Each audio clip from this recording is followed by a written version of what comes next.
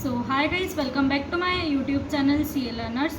तो आज मैं आपको बताऊंगी कि जो ऑडिट हमारा सब्जेक्ट रहता है सीए इंटर का, उसको हम कैसे कवर कर सकते हैं। बहुत सारे लोगों को डर रहता है कि यार ऑडिट नहीं हो पा रहा है, पूरा थ्योरी सब्जेक्ट है, कैसे करें, नहीं हो पा रहे पास, इतने अटैम्प्ट्स दे दिए हैं, बिल्कुल क्लियर नहीं हो पा रहा है, आईसीआई मॉड्यूल करके देख लिए, नोट्स करके देख लिए, कुछ भी नहीं हो पा रहा है, अब कैसे करें। आपकी जितनी भी क्वेरीज है आज इसी वीडियो में मैं सारी सॉल्व कर देने वाली हूँ और मैं आपको गारंटी देती हूँ कि आपके ऑडिट में काफ़ी अच्छे नंबर आ जाएंगे। मुझे भी ऑडिट में काफ़ी अच्छे नंबर आ गए थे, 55 या ऐसे कुछ नंबर थे मेरे, और काफ़ी कम मेहनत से आए थे ये नंबर, क्योंकि मैंने ऑडिट बिल्कुल लास्ट टाइम प्रिपरेशन करी थी। ऑडिट की लास्ट 2 मंथ्स में मैंने थोड़ा सा टाइम दिया था ऑडिट को, क्योंकि मैंने दोनों ग्रुप एक साथ दिए थे, मेरे पास इतना टाइम नहीं बचा था।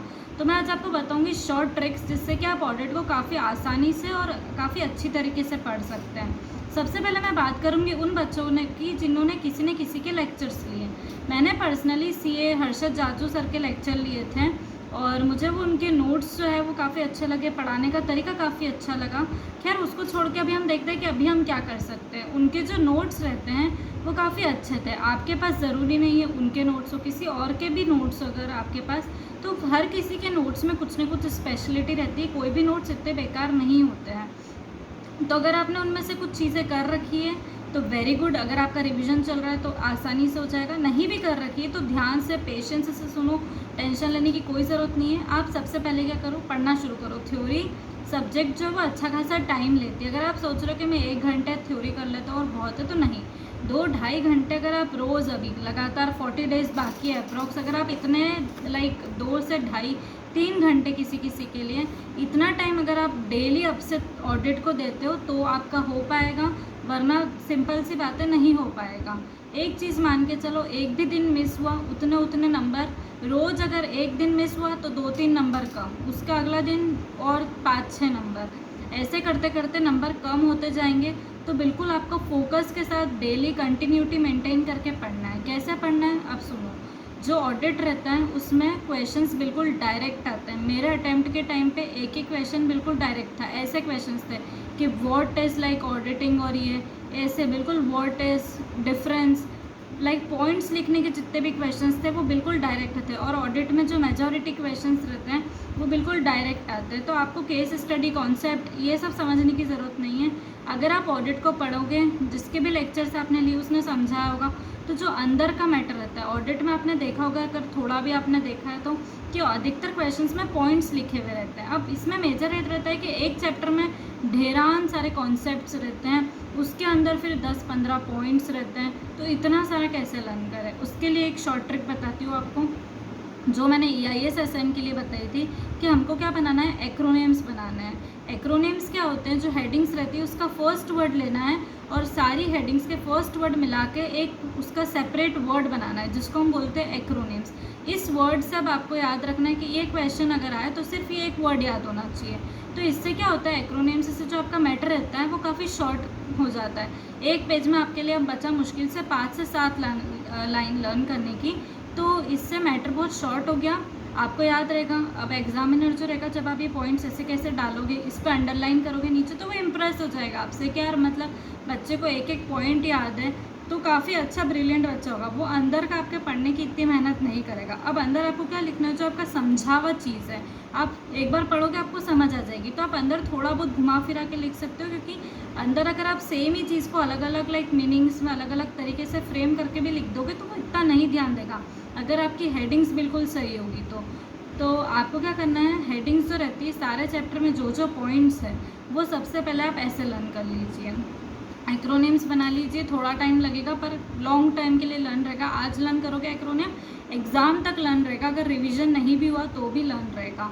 अब सेकेंड चीज़ आती है कि जो थ्योरी पोर्शन रहता है वो कैसे करें।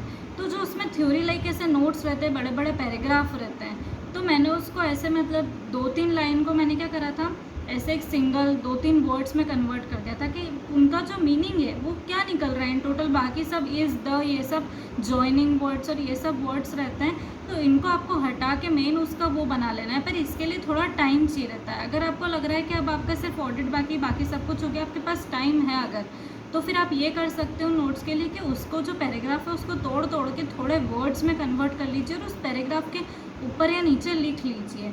अब इससे क्या होगा कि आपका जो मैटर है वो बिल्कुल शॉर्ट हो जाएगा, एकदम शॉर्ट हो जाएगा।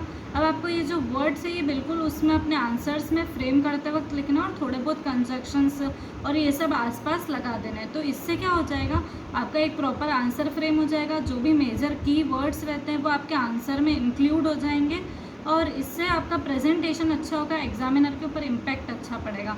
ऑडिट हम सबको टफ लगता है, पर मेरा यकीन मानो वो इतना टफ नहीं है, काफ़ी अच्छा ईजी सब्जेक्ट है, क्योंकि उसमें पॉइंट्स रहते हैं। पॉइंट्स अगर आप इस एक्रोनिम्स की ट्रिक से करोगे तो मैं बता रही हूँ चुटकियों में बहुत जल्दी आपको पॉइंट्स याद रहने लग जाएंगे, फ़न हो जाएगा। क्योंकि वो एक्रोनिम्स आप बनाओगे ना तो वो थोड़ा फ़नी बनाना, अच्छे से बनाना उसको, यानी कि वो लर्न रहे, ऐसा नहीं कि कुछ भी बना दिया। अच्छे से बनाओगे वो ज़्यादा टाइम तक लर्न रहेगा और एकदम हेडिंग्स आपको बिल्कुल टेंशन नहीं लगेगी, एकदम फट फट याद आएगी। एक्रोनिम्स तो जो ऐसा आप ऐसे घूमते फिरते ब्रेक ले रहे हो तो आपके माइंड में आप रिकॉल कर सकते हो कि यार इसका एक्रोनिम क्या था, ऐसे करके आप उसको फ़न वे में ऑडिट को बहुत अच्छे से पढ़ सकते हो। ऑडिट में केस स्टडीज़ की टेंशन लेने की बिल्कुल ज़रूरत नहीं है। मैं बता रही हूँ, अगर आपका पेपर, मेरा तो पूरा 100 नंबर का ऐसा डायरेक्ट पेपर आया था, अगर आपका नहीं भी आया लकीली तो भी 70 to 80 मार्क्स का तो आपका आ ही जाएगा। आप एग्जाम्शन तक ला सकते हैं, ये करके आराम से एग्जाम्शन आएगी आपकी। अब बहुत सारे लोगों को ये डाउट रहता है कि जो ऑडिटिंग प्रोनाउंसमेंट्स रहते हैं, ऐसे रहते हैं उसमें अलग अलग, तो वो इतने सारे रहते हैं कि हम वो भी पढ़ें। तो मैं आपको बताऊँ, मैंने एक भी नहीं पढ़ा था, उसके बाद भी मैंने इतना अच्छा स्कोर करा था। मेरी सिचुएशन आप लोगों की करते बहुत ख़राब थी, मैंने सिर्फ 4 से 5 चैप्टर करे थे, पर एक बात मानो, मैंने जितने भी करे थे बहुत अच्छे तरीके से करे थे, मतलब हेडिंग्स मुझे रटी हुई थी। तो अगर आप ऐसा हो कि आपको प्रेफर करना चाहूँगी कि आपको 100 में से 100 तो लाने नहीं, ऑफकोर्स आप आ भी नहीं सकते इतने कम टाइम में। हमारा एम है कि ज़्यादा से ज़्यादा एग्जाम्शन आ जाए, पास हो जाए हम, एग्जाम्शन रहेगा ज़्यादा से ज़्यादा बच्चों का, एयर केयर मतलब एग्जाम्शन आ जाए, चलो कुछ भी। तो इसके लिए आपको ऑडिटिंग जो प्रोनाउंसमेंट्स है ऐसे, इस पर अपना टाइम वेस्ट करने की बिल्कुल ज़रूरत नहीं है। वो टाइम आप अपना इसको दीजिए कि आप जितना हो सके चैप्टर्स को दीजिए उतना टाइम। ICI मॉड्यूल्स में से भी जो पॉइंट्स है वो आप ले सकते हैं और जो थ्योरी है वो पढ़ सकते हैं। ICI मॉड्यूल भी एकदम बेस्ट है, ऐसी बात नहीं है। और अगर आप नोट्स रेफ़र करना चाहते हो तो आप दोनों में से कंपेयर कर लीजिए, आपकी मर्ज़ी है, जो आपको अच्छा लगे वो करिए, पर इस तरीके से करना ना भूलें, ये आपको बहुत हेल्प करेगा।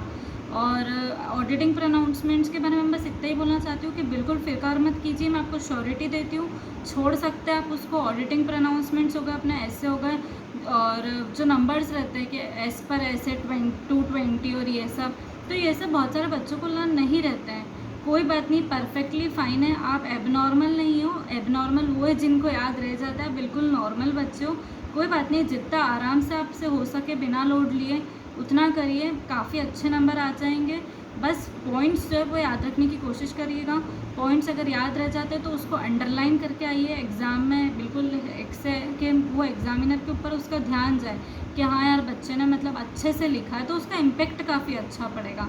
और अगर आपको इसके अलावा कुछ और भी पूछना हो मुझसे, कुछ और डाउट हो, तो आप कमेंट्स सेक्शन में पूछ सकते हैं, मैं पूरी कोशिश करूँगी उसको सॉल्व करने की। और अगर वीडियो पसंद आई है तो लाइक करना ना भूलें, चैनल को सब्सक्राइब करना ना भूलें। ऐसे में सारी सब्जेक्ट्स की वीडियोस इंडिविजुअली डालने वाली हूँ, यानी कि जिसको जिसमें डाउट हो सिर्फ आप वो देखिए। मतलब पूरा जो मैंने एक सब पूरी टोटल वीडियो डाल रखी है जिसमें सारे सब्जेक्ट्स का बता रखा है, उसमें देख के आपका टाइम वेस्ट ना हो। इंडिविजुअल सब्जेक्ट जो है मैं पूरा अच्छे से पूरा ब्रीफ में बता दूँगी अच्छे से। तो इसके लिए आपको करना होगा चैनल को सब्सक्राइब। सो आज की वीडियो देखने के लिए थैंक यू।